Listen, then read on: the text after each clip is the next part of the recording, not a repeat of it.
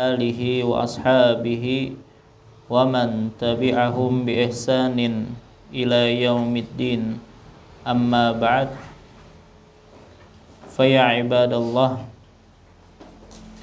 kaum muslimin wal muslimat rahimani Allahu wa iyyakum.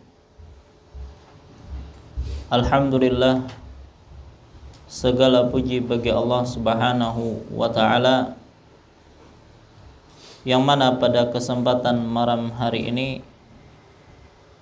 kembali kita bisa berkumpul di majelis yang mulia ini dalam rangka menghadiri kajian rutin kita, yaitu dengan tafsir Juz Amma.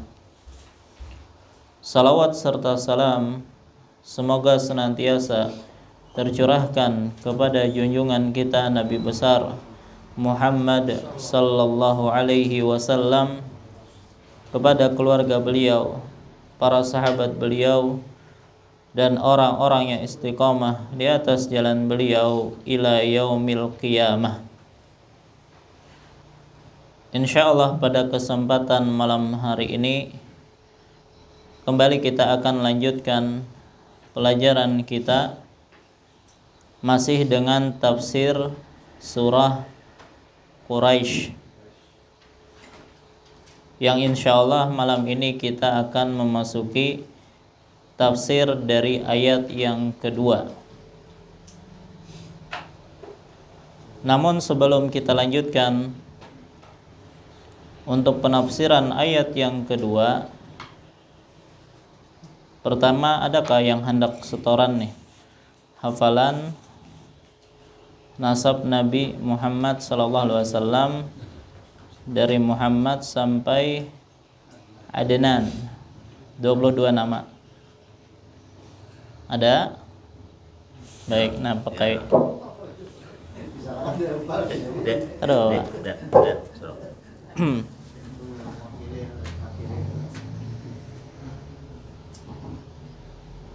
Bismillahirrahmanirrahim.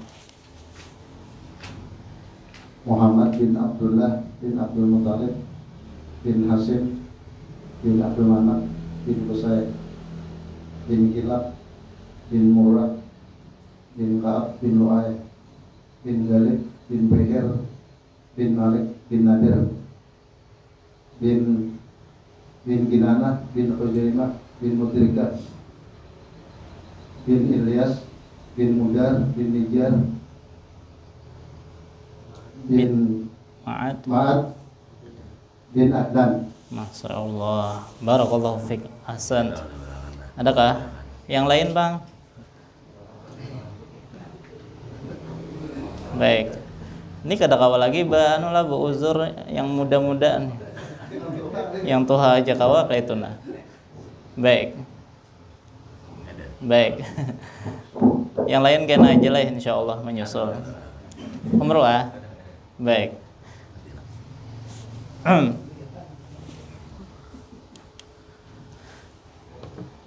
Jadi untuk ayat yang pertama telah kita sebutkan. Pertama, Allah Subhanahu wa taala berfirman, li'ilafi Quraisy. Dan telah kita sebutkan bahwasanya ayat ini terdiri dari 3 kata. Ada li, ada ilaf, ada Quraisy. Adapun makna dari li terjadi perbedaan pendapat di kalangan para ulama. Ada yang mengatakan maknanya karena, ya, yang artinya karena kebiasaan orang-orang Quraisy, dan kalimat ini tidak sempurna. Dan para ulama juga berbeda pendapat apa penyempurnanya. Ada yang mengatakan bahwasanya penyempurnanya adalah surah yang sebelumnya, yaitu surah Al-Fil, yaitu kisah tentang pasukan bergajah yang ingin menghancurkan Ka'bah. Namun Allah Subhanahu wa taala yang menghancurkan mereka. Nah, penghancuran pasukan tersebut diantaranya tujuannya adalah agar nikmat kebiasaan kabilah Quraisy untuk berniaga di musim panas dan musim dingin tetap bisa berjalan dengan lancar. Ya, karena jika Ka'bah tetap berdiri kokoh, tidak dihancurkan oleh pasukan bergajah, maka penghormatan orang-orang terhadap para penjaga Ka'bah, ya, yaitu kabilah Quraisy, akan tetap terjaga. Ada juga yang mengatakan penyempurna dari, karena kebiasaan orang-orang Quraisy, maksud penyempurnanya adalah ayat yang ketiga, maka hendaklah mereka menyembah Rabb rumah ini, ya. Maka seolah-olah ayat ini mengatakan karena kebiasaan orang-orang Quraisy yaitu aman dalam bepergian dagang dan itu karunia Allah, maka hendaklah mereka menyembah Allah, yaitu Rabb rumah ini, yaitu Ka'bah. Adapun makna yang kedua dari li, takjublah dengan, ya, berartinya takjublah dengan kebiasaan orang-orang Quraisy. Adapun makna ilaf adalah kebiasaan. Adapun Quraisy, maka terjadi perbedaan pendapat di kalangan para ulama, ya. Banyak yang mengatakan yang dimaksud Quraisy adalah seseorang yang bernama An-Nadhr bin Kinanah. Baik, ada juga yang mengatakan Fihr. Maka semua yang nasabnya kembali kepada An-Nadhr, maka itu termasuk orang Quraisy, dan telah kita sebutkan contoh-contohnya. Baik. Dan kita sebutkan bahwasanya Nabi sallallahu alaihi wasallam adalah orang yang terpilih dari yang terpilih, ya. Pertama, Allah memilih Kinanah di antara keturunan Ismail dan mengunggulkan atau memilih Quraisy dari keturunan Kinanah dan mengunggulkan Bani Hashim di antara orang-orang Quraisy dan memilih Nabi sallallahu alaihi wasallam dari keluarga Hashim. Maka kita akan memasuki tafsir dari ayat yang kedua yang bunyinya apa? Ila fihim rihlatasyita'i was-shaif. Ketika di dalam ayat pertama Allah menyebutkan secara global li'ila fi Quraisy, karena kebiasaan orang-orang Quraisy. Ini secara global. Kemudian dirinci di ayat berikutnya, apa itu kebiasaan orang Quraisy? Apa sih kebiasaan mereka? Maka dijelaskan dalam ayat kedua, ila fihim rihlatasyita'i was-shaif. Kebiasaan mereka adalah bepergian rihlah asyita di musim dingin. Jadi asyita itu musim dingin, was-shaif itu musim panas. Maka ini adalah di antara metode Al-Quran, dan ini banyak di dalam Al-Quran, menyebutkan sesuatu secara global kemudian dirinci. Dan ini metode yang bagus yang bisa ditiru oleh seorang guru dalam mengajar. Ya, ketika dia menyebutkan sesuatu secara global terlebih dahulu, menyebabkan ya para pendengar itu merasa penasaran, ya. Kalau sudah penasaran, maka mereka akan konsentrasi, akan perhatian dengan hal yang akan disampaikan setelahnya. Dan itu metode yang bagus, ya. Disampaikan secara global baru dirinci. Baik.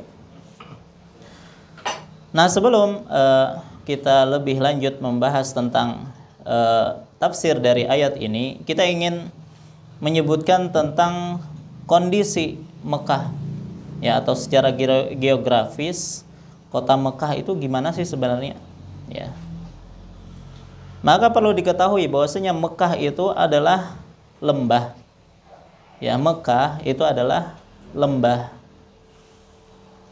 Kalau lembah itu berarti tinggi atau rendah? Rendah, itu lembah, ya. Makanya wajar kalau ternyata terkadang atau sering kota Mekah itu mengalami apa? Banjir. Kan ada tuh Ka'bah kebanjiran, terendam air. Dan ini juga terjadi di zaman Nabi sallallahu alaihi wasallam. Ya, pernah Ka'bah itu mengalami atau Mekah itu mengalami banjir. Kapan? Kapan di zaman Nabi pernah terjadi banjir? pian tahu ada peristiwa renovasi Ka'bah? Ya. Itu kapan terjadinya? Sebelum Nabi diangkat menjadi Nabi atau sebelum? Sebelum atau sudah? Sebelum. Baik, sebelum Babila tuh. Nabi kapan diangkat menjadi Nabi? Umur 40 tahun. Berarti sebelum itu, yaitu kurang lebih 5 tahun sebelum Nabi diangkat menjadi Nabi, terjadi peristiwa perenovasian Ka'bah, ya. Karena kan Ka'bah itu sudah sangat tua. Coba dari kapan Ka'bah itu ada? Ya, sejak dibangun oleh Nabiullah Ibrahim dan Nabi Ismail. Nah, itu berabad-abad. Berapa abad? Ya, maka ketika itu Ka'bah pernah kebakaran. Ya, kemudian batu-batunya pun menjadi lapuk, apalagi setelah terjadinya banjir, maka runtuh sana sini. Maka mulailah orang-orang Quraisy ingin membangun ulang Ka'bah, merenovasi Ka'bah. Dan mereka, subhanallah ya, mereka mengetahui bahwasanya yang namanya Ka'bah itu adalah rumah yang mulia. Dan mereka mensyaratkan dalam pembangunan Ka'bah tidak boleh menggunakan harta-harta yang buruk, harta-harta yang haram. Tidak boleh menggunakan uang pembangunan Ka'bah itu dari harta riba. Tidak boleh dari harta zina. Dan juga tidak boleh dari hasil kezaliman. Baik, jadi dari dahulu yang namanya riba itu sudah dianggap buruk oleh orang-orang Quraisy walaupun mereka melakukannya. Baik, dan umur Nabi pada waktu itu adalah 35 tahun. Dan setiap kabilah itu memiliki andil untuk membangun Ka'bah. Jadi kabilah ini membangun bagian ini, kabilah itu membangun bagian itu, dan seterusnya. Sampai tidak tersisa kecuali meletakkan Hajar Aswad. Dan setiap kabilah itu tentunya ingin sekali mereka yang meletakkan Hajar Aswad di tempatnya, karena itu adalah kemuliaan. Ya, cuman mereka berselisih siapa yang paling berhak untuk meletakkan Hajar Aswad di tempatnya. Sampai-sampai hampir terjadi perang di antara mereka, karena memperebutkan untuk meletakkan Hajar Aswad tersebut. Sampai akhirnya diputuskan siapa yang pertama kali masuk lewat pintu ini, jadi ada pintu tertentu di Masjidil Haram, maka itu yang akan kita jadikan hakim bagaimana kita meletakkan Hajar Aswad ini, siapa yang berhak. Maka ternyata yang masuk adalah Nabi kita Muhammad sallallahu alaihi wasallam. Maka semuanya sepakat, atanal amin, telah mendatangi kita al-amin. Jadi Nabi sudah dikenal dengan orang yang amanah. Dan kami pun setuju kalau ternyata al-amin tersebut yang dijadikan sebagai hakim. Kemudian Allah pun memberikan taufik kepada Nabi SAW dengan sebuah ide yang cemerlang yang menghalangi terjadinya pertumpahan darah di sekitaran Masjidil Haram. Yaitu Nabi SAW menyuruh agar didatangkan selembar kain dan setiap pemimpin kabilah itu disuruh megang ujung-ujung kain tersebut dan diletakkanlah Hajar Aswad di tengah-tengahnya. Jadi semuanya memiliki andil untuk meletakkan Hajar Aswad, walaupun akhirnya yang meletakkan adalah Nabi SAW sendiri. Jadi mereka cuma ngangkut dan Nabi yang meletakkan langsung Hajar Aswad di tempatnya. Baik, jadi kembali bahwasanya kota Mekah itu adalah lembah. Selain lembah, ia juga tandus. Dan tidak ada pohon-pohonnya waktu itu, waktu awal-awal orang mulai datang ke sana. Baik, yang pertama kali datang atau menghuni kota Mekah itu siapa? Hajar dan Ismail. Kita sudah tahu bahwasanya Ibrahim alaihissalam memiliki istri yang bernama Sarah. Itu pertama Tapi ternyata qadarullah Nabi Ibrahim tidak diberi keturunan, tidak beri anak dari Sarah. Maka Sarah pun merasa kasihan dengan Ibrahim. Maka Sarah pun memiliki ide agar Ibrahim menikah dengan pembantunya, yaitu Hajar. Baik. Dan ini sunnah Sarah yang sekarang ditinggalkan oleh para ummahat, yaitu istri pertama mencarikan istri kedua. Baik, maka ketika Ibrahim menikahi Hajar, maka tidak lama Hajar pun hamil dan melahirkan anak. Dan ini menyebabkan siapa cemburu? Sarah. Padahal Sarah yang menyuruh Ibrahim menikahi Hajar, tapi yang namanya sifat wanita, yang mana dia tidak bisa memiliki apa yang dimiliki oleh istri yang lain, ya jelas cemburu. Bahkan saking cemburunya dia berniat ingin mencelakai Hajar. Maka Allah Subhanahu wa taala pun memerintahkan agar Ibrahim membawa Hajar dan Ismail yaitu ke Mekah tadi. Yang mana pada waktu itu Mekah tidak ada apa-apanya. Padang tandus, tidak ada air, tidak ada makanan, tidak ada siapa-siapa. Tapi justru Allah menyuruh Nabi Ibrahim membawa Hajar dan Ismail ke tempat tersebut. Dan Ibrahim hanya meninggalkan sekantong kurma dan sekantong air untuk mereka berdua. Maka setelah itu Ibrahim mulai beranjak untuk pergi pulang. Maka Hajar pun melihat Ibrahim ingin pergi. Dia pun lantas mengikuti Ibrahim. Diletakkan Ismail terlebih dahulu, kemudian dia ikuti Ibrahim. Dia bertanya, "Mau kemana engkau wahai Ibrahim? Apakah engkau ingin meninggalkan kami di tempat yang tidak ada apa-apanya di sini?" Ya.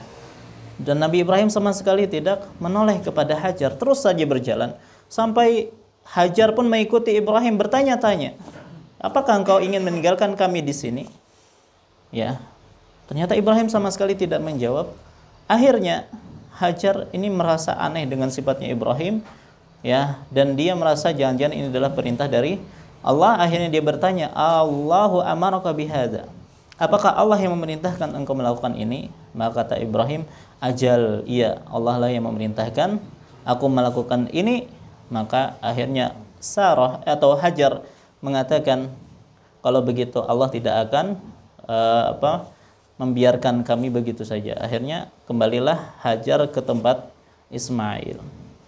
Maka persediaan air pun mulai berkurang, makanan mulai berkurang, sementara Ismail mulai merasa lapar dan tidak ada air lagi. Apa yang dilakukan oleh Hajar? Maka dia datang ke Bukit Sofa pertama, ya, mencari-cari apakah ada yang bisa dimintai tolong. Kemudian pergi lagi ke Marwah sampai disebutkan 7 kali bolak-balik. Nah, itulah akhirnya diabadikan menjadi gawian jamaah haji dengan umrah, yaitu apa? Sa'i antara Safa dan Marwah. Baik.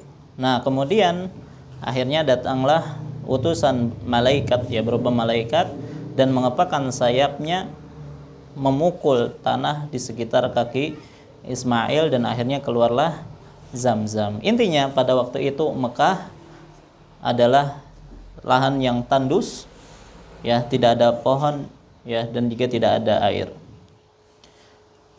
Baik, dan Ibrahim alaihissalam ketika menempatkan istri dan anaknya di situ, dia mengatakan, dia berdoa, "Rabbana inni askantu min dzurriyyati biwadin ghairi zi zar'in 'inda baitikal muharram."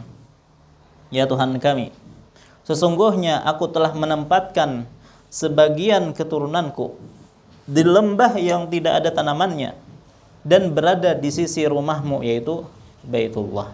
Maka di sini jelas bahwasanya pada waktu itu Mekah itu tidak ada apa-apanya, padang yang tandus. Baik.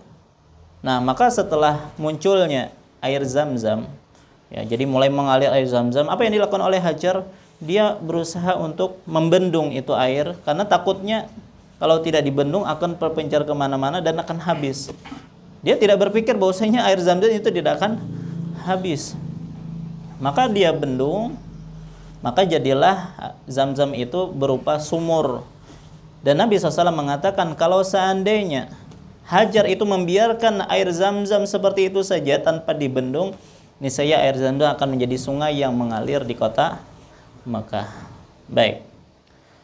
Maka setelah itu, setelah keluarnya Zam-Zam, maka Hajar pun akhirnya minum di situ, Ismail situ, dan seterusnya, sampai datanglah kabilah Jurhum dekat mendatangi tempat tersebut dan ikut tinggal di situ. Ya, sampai akhirnya Ismail menikah salah satu putri dari negeri Jurhum tadi, dari kabilah Jurhum tadi. Dan kabilah Jurhum ini adalah asli Arab. Kalau Ibrahim itu bukan Arab. Ya, Ibrahim itu kan dari Irak ya, dari Irak, bukan orang Arab pada waktu itu. Nah, tapi ketika Ismail menikah dengan kabilah Jurhum yang merupakan asli Arab, ya, dan Ismail belajar bahasa Arab dari kabilah Jurhum, jadilah Ismail itu lebih fasih berbahasa Arab, bahkan melebihi kabilah Jurhum. Maka keturunan Ismail dan seterusnya itu disebut dengan suku Arab, cuman Arabnya Arab campuran. Dan itulah sampai kepada Nabi kita Muhammad sallallahu alaihi wasallam. Nah, jadi Ibrahim punya anak dari Hajar namanya adalah Ismail. Ternyata kemudian beberapa waktu kemudian Allah juga menganugerahkan Sarah itu anak. Yaitu siapa? Ishak. Jadi Ibrahim punya dua anak, yaitu Ismail dan Ishak. Nah, dari Ishak ini nanti lahir siapa? Yakub. Dari Yakub lahir siapa? Yusuf. Maka Yusuf ini ya nasabnya Yusuf bin Yakub bin Ishak bin Ibrahim. Jadi 4 keturunan itu berturut-turut itu nabi semua. Baik, maka Yusuf dan saudara-saudaranya inilah yang disebut dengan Bani Israel, karena Yakub alaihi salam itu nama lainnya adalah Israel. Anak-anaknya itu adalah Bani Israel. Nah, nabi-nabi setelah Nabi Yusuf itu semuanya dari kalangan Bani Israel sampai Isa alaihi salam. Dan orang-orang Yahudi menyangka bahwasanya nabi terakhir itu juga akan datang dari Bani Israel. Ya. Makanya mereka berbangga-bangga bahwasanya akan datang nabi terakhir katanya dari bangsa kami. Tapi ternyata nabi terakhir itu Nabi Muhammad datangnya bukan dari Ishak, tapi dari Ismail alaihissalam, dari bangsa Arab. Nah, inilah yang menyebabkan orang-orang Yahudi itu hasad sekali dengan kaum muslimin. Baik. Kita kembali ke masalah di Mekah ya. Jadi kerap dahulu orang-orang Mekah kan musim tandus itu ya, padang tandus. Dan air Zam-Zam itu sempat hilang ketika masa pemerintahan kabilah Jurhum. Jadi kabilah Jurhum yang akhirnya menguasai Mekah pada waktu itu cuman melakukan banyak kemaksiatan, pembunuhan, pencurian, judi dan selainnya. Dan akhirnya nikmat berupa air Zam-Zam itu dicabut oleh Allah Subhanahu wa taala. Jadi air Zam-Zam itu kering atau hilang, bukan kering ya, hilang. Baik, kemudian berganti sampai datanglah seseorang yang bernama Abdul Muttalib. Baik, sebelum kita ke Abdul Muttalib, nama nabi kita tadi siapa? Muhammad bin Abdullah bin Abdul Muttalib bin Hashim bin Qusay. Ulun gambarkan setempat lah.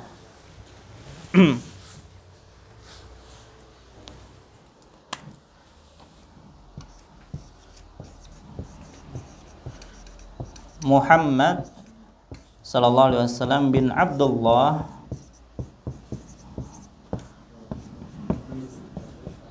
bin Abdul Muttalib bin Hashim bin Abdul Manaf, afwan, ada Abdul Manaf di sini. Baru Qusay, Kilab dan seterusnya. Jadi secara singkat ulun ingin jelaskan, tadi kan ketika Hajar dan Ismail itu di Mekah, datang kabilah Jurhum. Akhirnya mereka minta izin tinggal di Mekah bersama Hajar. Sudah, dan lama kelamaan mereka mukim di situ, dan akhirnya Ismail menikah dengan salah satu putri dari kabilah Jurhum. Ya, dan Ismail pun akhirnya punya banyak keturunan. Akhirnya meninggallah Ismail, meninggallah Hajar. Ternyata yang menguasai kota Mekah pada waktu itu adalah kabilah Jurhum. Justru diambil oleh kabilah Jurhum kekuasaan kota Mekah. Kemudian datang kabilah Khuza'ah menyerang kabilah Jurhum. Akhirnya kalah. Akhirnya perpindahan kekuasaan itu dipimpin oleh kabilah Khuza'ah.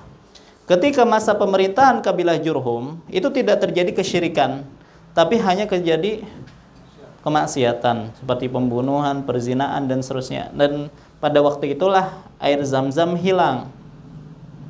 Datang kabilah Khuza'ah tetap hilang. Baik. Nah, pada pemerintahan Bani Khuza'ah ada seseorang yang bernama Amr bin Luhai al-Khuzai. Amr bin Luhai al-Khuzai ini dia adalah orang yang disegani oleh kaumnya, diikuti oleh kaumnya, dipatuhi oleh kaumnya, dan dia membawa oleh-oleh dari negeri Syam berupa berhala Hubal.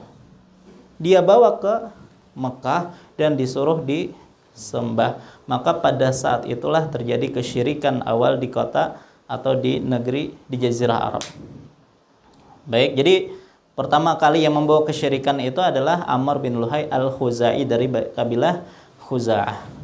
Baik, setelah itu anak-anak Ismail itu pecah belah kemana-mana.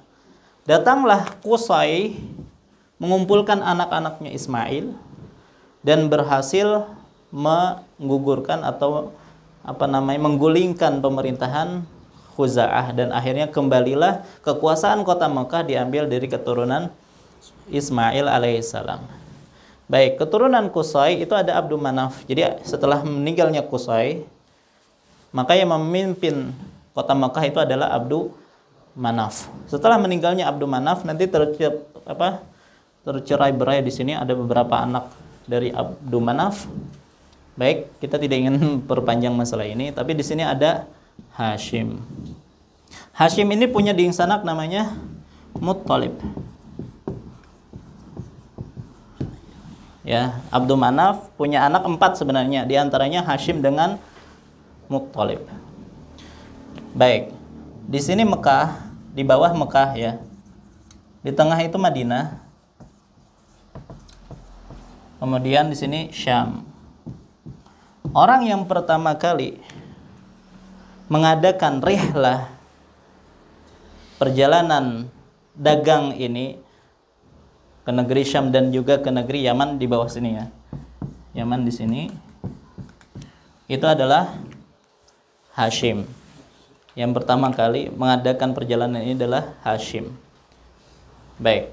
Suatu hari kan Hashim di Mekah ya.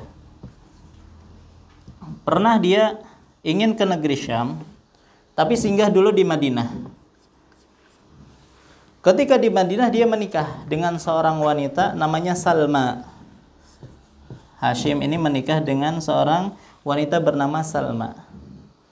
Sudah menikah di sana, kemudian dia tinggalkan istrinya, dia pergi ke negeri Syam. Qadarullah, ternyata di negeri Syam Hashim meninggal dunia. Dan ternyata istrinya Salma di Madinah hamil. Dan tidak ada yang mengetahui dari keluarganya di Mekah. Jadi cuma terdengar kabar bahwasanya Hashim meninggal di negeri Syam. Baik. Dan Muttalib itu sangat sedih dengan kematian saudaranya, yaitu Hashim. Setelah anak dari Hashim ya, itu lahirkan anaknya yang bernama Syaibah. Salma ini punya anak namanya Syaibah. Ya.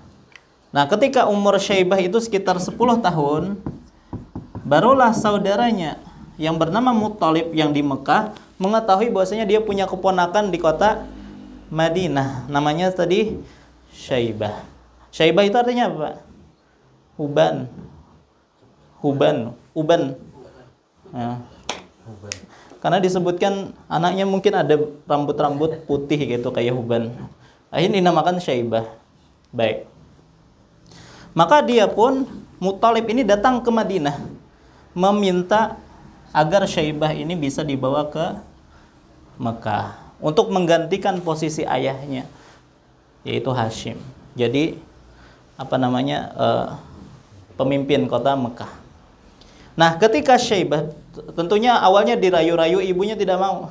Cuman akhirnya ketika dikatakan dia akan menggantikan posisi ayahnya di kota Mekah, maka akhirnya maulah Syaibah dibawa ke Mekah. Nah, ketika Syaibah itu dibawa oleh Muttalib, pamannya, itu dibonceng di belakang. Dan orang-orang Mekah tidak mengetahui kalau Muttalib punya anak 10 tahun gitu. Akhirnya mereka menyangka bahwasanya Syaibah ini adalah hambanya, budaknya Muttalib. Akhirnya mereka memanggilnya apa? Abdul Muttalib. Jadi Abdul Muttalib itu bukan naran aslinya. Kai Nabi itu Abdul Muttalib itu aslinya namanya adalah Syaibah. Sering disebut Syaibatul Hamd katanya. Baik, Syaibah. Baik, nah jadi akhirnya dipanggillah Syaibah ini dengan sebutan Abdul Muttalib, itu kakek Nabi Sallallahu Alaihi Wasallam. Baik, nah kemudian Abdul Muttalib, nah pada masa Abdul Muttalib inilah Allah membuat Abdul Muttalib itu bermimpi tentang lokasi Zamzam. Maka pada masa Abdul Muttalib ini kembali digali sumur Zamzam dan muncul kembali. Ini kisahnya panjang Pak dalam sirah. Cuman ingin menjelaskan bahwasanya orang yang pertama kali mengadakan perjalanan dagang ke Syam dan juga ke Yaman itu adalah Hashim bin Abdi Manaf. Baik. Jadi datang seorang tokoh mereka yang bernama Hashim bin Abdi Manaf melontarkan ide ya. Jadi kan kondisi Mekah pada waktu itu tandus, tidak ada apa-apa. Bahkan disebutkan orang-orang Mekah di zaman dulu, kalau mereka satu keluarga nih sudah kehabisan makanan, mereka datang ke suatu tempat yang mana tempat itu sengaja disediakan untuk keluarga yang sudah tidak punya makanan, bertahan di situ sampai mereka meninggal satu persatu. Katanya disebutkan begitu. Sampai datang Hashim tadi yang mengadakan ide untuk keluar saja dari kota Mekah ya ke Syam dan juga ke Yaman. Pertama untuk mendapatkan makanan ya dan barang-barang impor lainnya. Baik. Kalau musim dingin mereka kemana? Ke Yaman. Ya, kalau musim dingin ke Yaman. Kenapa? Karena Yaman agak hangat. Maka ketika datang ke Yaman kurang dingin ya, artinya berkurang dinginnya. Adapun kalau musim panas itu ke negeri Syam. Karena Syam itu sejuk. Jadi kalau musim panas itu kurang panas. Sekali lagi, musim panas itu kemana? Ke Syam. Musim dingin ke Yaman. Ya, musim dingin ke Yaman. Dan mereka yang melakukan perjalanan ini adalah kebanyakan orang-orang kaya. Yang melakukan ini adalah orang-orang kaya. Tujuannya apa? Jadi loyal orang jahiliyah itu luar biasa di zaman dulu. Ya.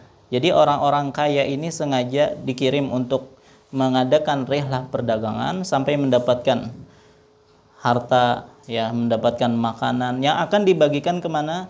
Ke orang-orang fakir, ke orang-orang miskin. Dan mereka senantiasa memberikan fakir dan miskin sampai orang-orang fakir dan miskin itu menjadi kaya semuanya. Ya, ini keloyalan orang-orang jahiliyah dahulu. Jadi orang Arab musyrikin, mereka musyrik. Ya. Sudah mengenal adanya kepedulian terhadap sesama. Maka jangan sampai kita sebagai seorang muslim yang sudah masuk Islam kalah dengan mereka dalam hal ini. Ya. Masalah empati, kepedulian terhadap sesama. Ya.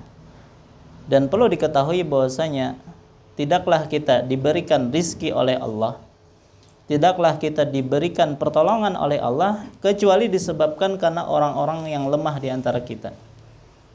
Coba orang-orang kaya punya harta, misalnya tanah berhektar-hektar, ditanami dengan padi misalnya. Siapa yang nanam? Ya orang-orang miskin. Nggak ada orang-orang kaya mau dijadikan buruh. Ya, artinya kalau seandainya orang-orang miskin ini tidak mau bekerja misalnya, maka orang kaya juga tidak akan mendapatkan rizki, tidak akan mendapatkan kekayaannya. Ya, maka perlu diketahui bahwasanya orang-orang miskin itu di antara sebab kita mendapatkan rizki. Baik. Dan Nabi SAW juga mengatakan, jadi suatu ketika Nabi SAW atau keluarga Nabi SAW itu pernah menyembelih seekor kambing. Baik, kemudian dibagi-bagikan kepada orang-orang. Maka Nabi pun bertanya, ma baqiya minha, apa yang tersisa dari kambing tersebut?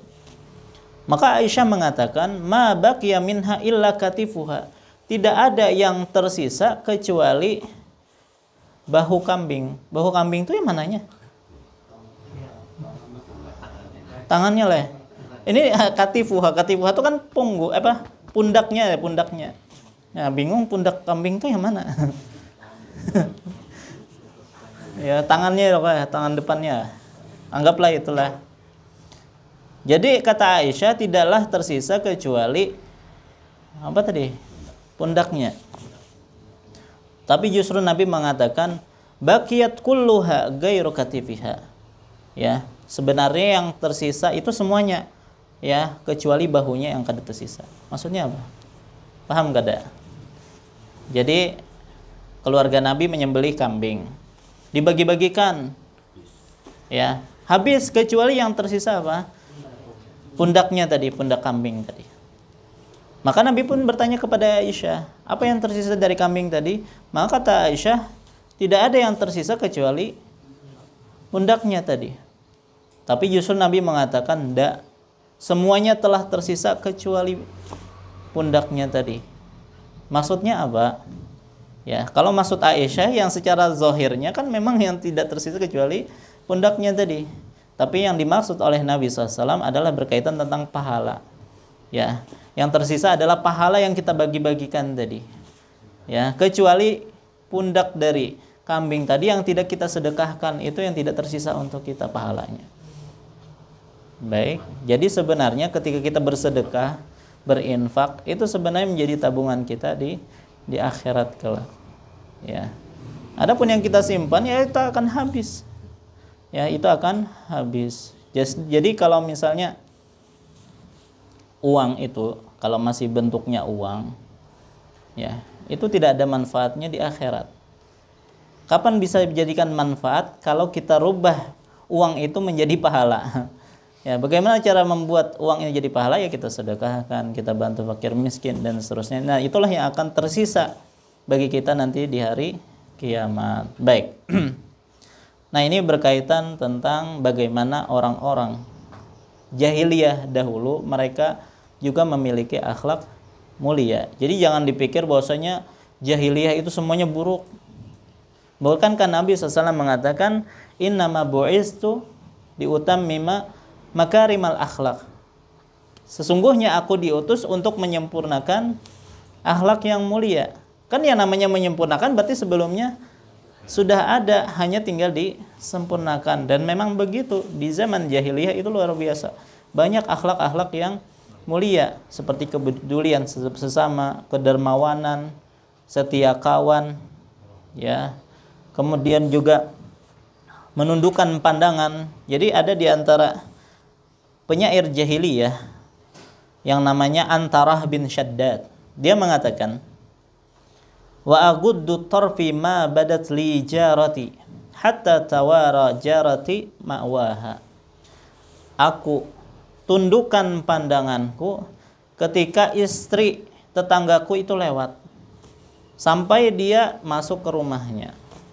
Jadi kata orang ini, kalau ada istri tetanggaku itu lewat, aku tundukkan pandanganku. Ya. Bagaimana dengan kita? Kalau ada istri tangga gimana? Baik. Intinya di zaman dulu yang namanya ghaddul basar itu sudah ada. Jangan sampai kita sekarang yang mengaku sebagai muslim ya malah justru jelalatan gitu ya. Baik.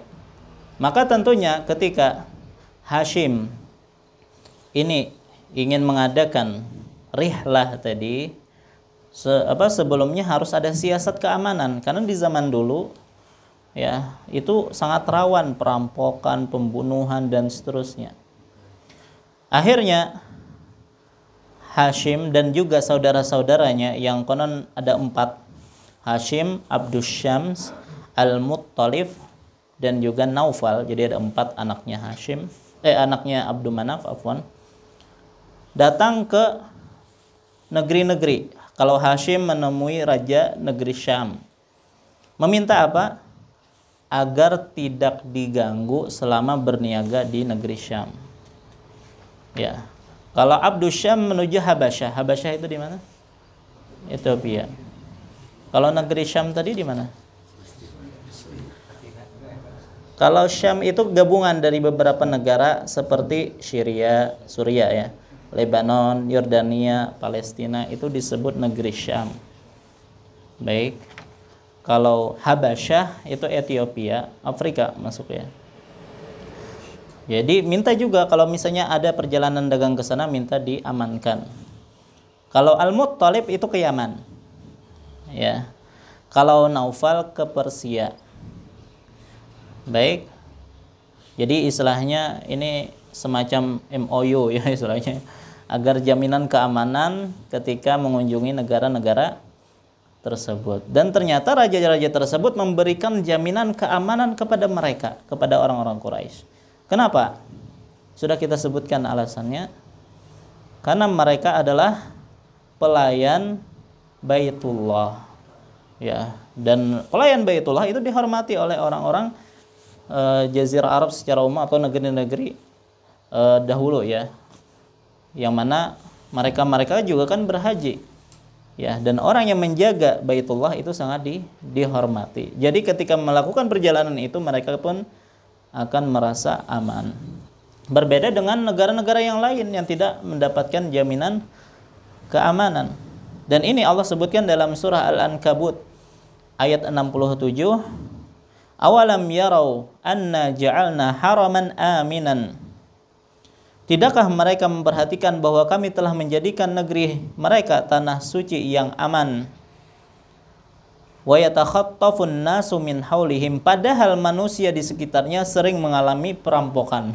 Artinya sering mengalami hal-hal yang buruk, tapi ternyata orang-orang Quraisy itu mendapatkan keamanan. Baik. Nah, kemudian tadi kenapa mereka memilih Yaman dan Syam? Ya, karena pertama, kalau negeri Syam itu biasanya mereka mengimpor hasil pertanian, perkebunan itu dari negeri Syam. Kalau dari negeri Yaman itu biasanya mengimpor minyak wangi. Ya, kalau Yaman minyak wangi, kalau negeri Syam itu berupa hasil pertanian dan perkebunan. Mereka memilih musim dingin di negeri Yaman sebab negeri tersebut cenderung hangat. Ya, jadi mereka memilih ketika musim dingin ke Yaman karena negeri Yaman itu hangat. Sementara di musim panas mereka memilih negeri Syam karena negeri tersebut cenderung bercuaca sejuk. Ya, jadi tidak terlalu kepanasan kalau ke negeri Syam. Baik. Nah, inilah ya kurang lebih berkaitan tentang tafsir dari ayat yang kedua, ila fihim rihlatasyita'i was-sayf. Ya. Kebiasaan mereka adalah berpergian di musim dingin dan musim panas, dan ini dipelopori oleh seorang yang bernama Hashim. Baik, insyaallah pada pertemuan yang akan datang kita akan memasuki ayat yang ketiga yang bunyinya falya'budu rabb hadzal bait. Baik, ini yang bisa ulun sampaikan. Salah khilaf mohon maaf. Wassallallahu ala nabiyina Muhammad wa ala alihi wasallam. Subhanakallahumma bihamdika asyhadu an la ilaha illa anta astaghfiruka wa atubu ilaik. Wassalamualaikum warahmatullahi wabarakatuh.